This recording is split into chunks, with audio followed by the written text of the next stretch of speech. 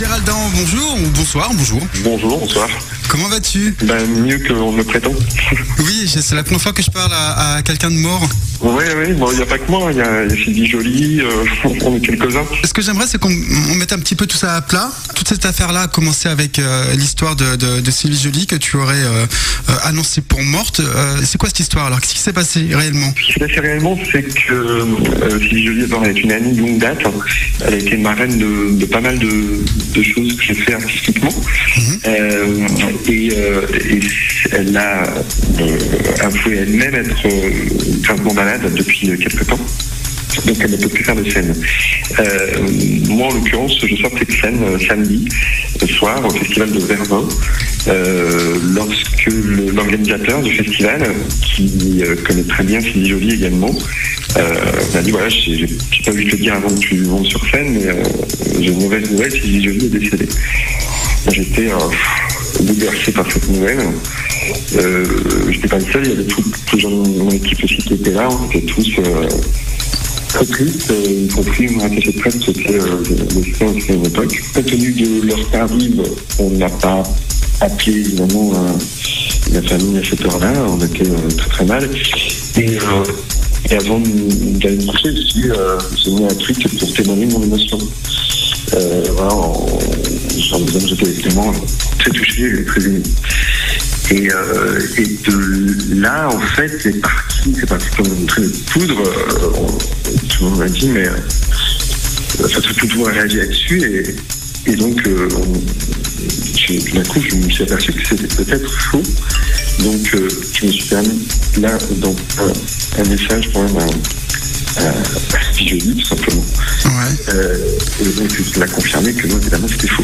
Mais qui est la personne qui a lancé cette rumeur, cette fausse rumeur? Moi, la personne qui me l'a dit, c'est l'organisateur du festival de Verdun, dans l'Aisne, un festival d'humour qui existe depuis maintenant plus de 10 ans. Et c'est une personne très respectable et respectueuse. Et sur qui jamais j'aurais mis en doute la parole. Voilà. Mais lui, il l'a su par qui? C'est la grande question. Ah, tu sais pas? Apparemment, non. A priori, il l'aurait lu dans un journal, mais je ne sais pas lequel, j'ai pas réussi à le savoir encore. Ah. mais voilà, enfin, en tout cas, je pense que lui s'est fait avoir aussi. C'est bien triste. Donc moi, immédiatement, dès que j'ai compris, j'ai immédiatement démenti mon tweet et remplacé en rassurant tout le monde, en disant que la bonne nouvelle, c'est que Sylvie Joly était bel et bien vivante. C'est pour moi le principal. Ouais. Alors, le problème, c'est que tu as eu une sorte de retour de bâton, puisque on a dit que voilà, tu faisais de l'humour noir, tu as voulu faire de l'humour et voilà, enfin tu t'en es pris plein la gueule, quoi. Oui, mais je sais pas, c'est de la part de Morandini, c'est une qui partie de Morandini, donc je sais pourquoi il le fait, c'est parce qu'il... Oui, parce qu'en fait, tu as un petit contentieux avec Morandini, c'est peut-être pour voilà, ça. On a un contentieux entre nous, tout à fait, donc voilà, c'est clair. Moi, vraiment, ce qui me rassure le plus en tout cas, c'est que si je dis vivante, et bon, moi aussi évidemment, mais ça c'est... Oui, alors justement, parlons de toi, parce que on t'a donné pour mort hier soir. C'est une radio parisienne qui s'appelle Voltage, Radio Voltage, qui t'a annoncé mort. Je pense que tu étais le premier surpris. Enfin, le premier surpris, c'est que oui et non, parce qu'en fait, ils l'ont fait en direct à la radio lorsqu'ils m'ont interviewé par téléphone dans le cadre de la promo de mon spectacle à la Nouvelle Ève. Ouais. Qui vont la semaine prochaine, et c'est eux qui m'ont contacté en fait, c'est pas moi.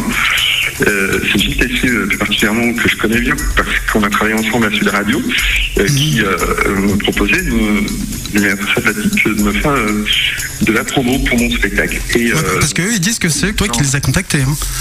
Non, mais c'est pas vrai, ils disent pas ça en fait. Ça c'est Morandini qui dit ça, mais c'est faux aussi. Ça devient un peu infernal. Mon avocate est en train de voir si on peut faire quelque chose pour arrêter cette énergie humaine de dire n'importe quoi, parce que là ça commence vraiment à me chauffer les oreilles. Ouais. Mais non, en fait ils ont bel et bien fait leur interview, et à la fin de l'interview qui a duré très longtemps, parce qu'on a bien rigolé dans cette interview, ça a duré presque une demi-heure, c'était pas prévu. C'était en direct, ouais. Ouais, ils m'ont dit écoute, Donc on a évoqué la musique anti-jolie, etc. J'ai expliqué la même chose que je vous explique là. Et donc ils m'ont dit si pour te faire pardonner, on va te rendre mort toi aussi, on va dire que t'es mort et voilà. Et donc j'ai dit allez-y, si ça vous excuse, voilà. Et donc c'est parti de là en fait. Mais ce qu'il y a, c'est que le problème c'est qu'ils ont créé carrément un tweet et tout et maintenant sur leur blog, sans démentir pendant pas 24 heures, mais presque 12 heures dessus. Ouais, parce c'est vrai que nous on attendait le démenti, il n'y a rien arrivé. Ils auraient peut-être pu mettre un petit smiley derrière, par exemple, pour faire voir que c'était un lol, tu vois. Dès que j'ai vu ça sur internet, j'ai précisé que c'était faux. Et voilà, donc c'est évidemment en rien. Moi qui suis l'auteur et qui suis à l'origine de ça, c'est pas du tout. Ouais. Tu leur en veux à Voltage ? Oui, parce que le but c'était d'en rigoler et pas d'en faire un faux buzz, quoi. En rigoler après l'histoire de Sylvie Joly, tu vois, c'est un peu glauque. Oui, bien sûr. Non, mais je veux dire par là qu'il vaut mieux en rire que d'en pleurer de ce genre d'histoire. Oui, non, clairement, oui. Même si effectivement c'est pas drôle à la base. Mais je suis pas du tout. C'est pas du tout le genre de blague de caménard que je fais moi. Moi je fais des canards politiques, ça n'a rien à voir. Voilà, tu n'étais pas dans l'humour noir toi à la base. Je suis pas du tout là-dedans. Non, là pour l'occurrence, c'est pas de l'humour, je me suis mal exprimé.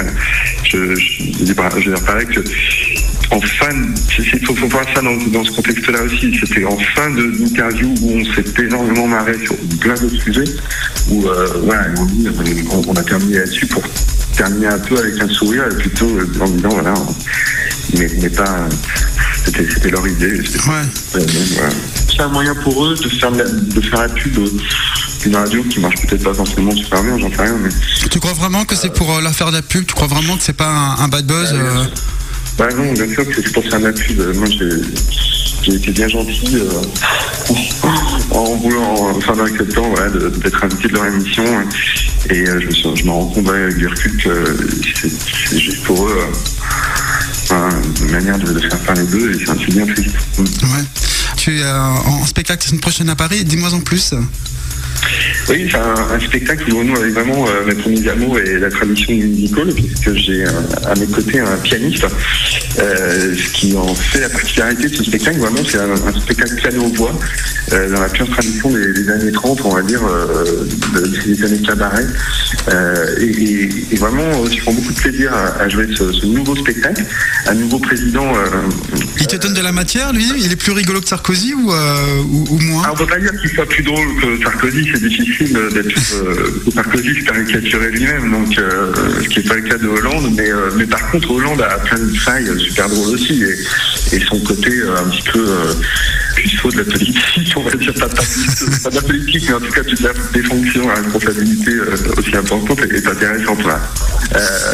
Maintenant, il n'y a pas que ce personnage-là, il y a Manuel Valls aussi qui est nouveau dans le spectacle, que je fais en ministre de droite, ministre d'ouverture d'Hollande, on va dire. Il y a Montebourg, que j'appelle Montebourde, et que je suis en ministre du redressement judiciaire et non pas productif. Ouais. Il y a évidemment DSQ. DSQ, c'est énorme. DSQ, ouais, qui fait son mea culpa et qui veut se taper toutes les manières de la parité du gouvernement. Vraiment, c'est assez. En tout cas, il y a suffisamment de matière pour avoir organisé entièrement mon spectacle, et ça, j'en suis très heureux. D'autant que, étant remercié de pas mal de radios, j'ai eu pas mal de temps de libre derrière pour pouvoir y faire. C'est un spectacle évolutif. C'est un spectacle évolutif, complètement, et surtout interactif, puisque la présence du pianiste permet aux gens dans la salle, à la fin du spectacle, au moment du rappel, de faire un rappel à la carte. C'est-à-dire que les gens demandent des imitations, choisissent les chansons, et on se exécute avec le pianiste. Ah, c'est bien ça. Ouais, donc même moi, les imitations que je fais pour la première fois sur certains micros, c'est assez étonnant. Donc c'est du 30 octobre jusqu'à quand? C'est pas encore? En fait, il y a 5 représentations exceptionnelles. D'accord. Et puis là, on va voir. Voilà. D'accord. Ça se présente plutôt bien. Donc, Gérald Daron, merci beaucoup de m'avoir accordé cette interview. Merci à vous. Et puis, pour bien prouver que tu n'es pas mort, on va aller te voir en spectacle, en chair et en os. Merci beaucoup, Gérald. À bientôt. Merci, à bientôt. Ciao.